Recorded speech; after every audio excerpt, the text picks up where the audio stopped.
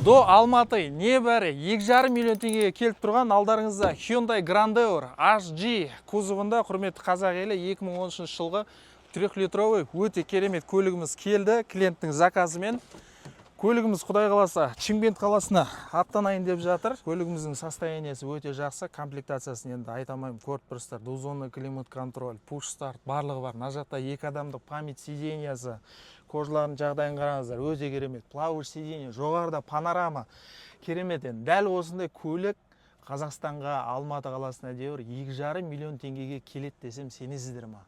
Ал құрметті қазақ елі, айтып өтіңіздер.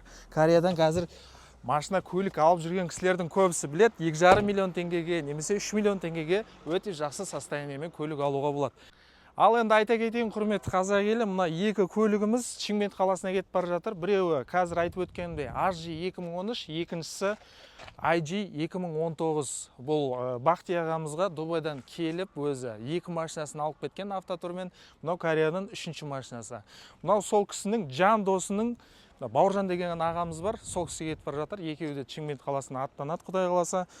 Ал енді алыста жүрген кісілер, батыста, немесе шығыста, немесе солтүстіктен заказ беретін кісілер, осылай көліктерін Алматыға дейін әкеліп, қазақ номерге, немесе транзит номерге шығаратын кезде көбісі келе алмай қалады.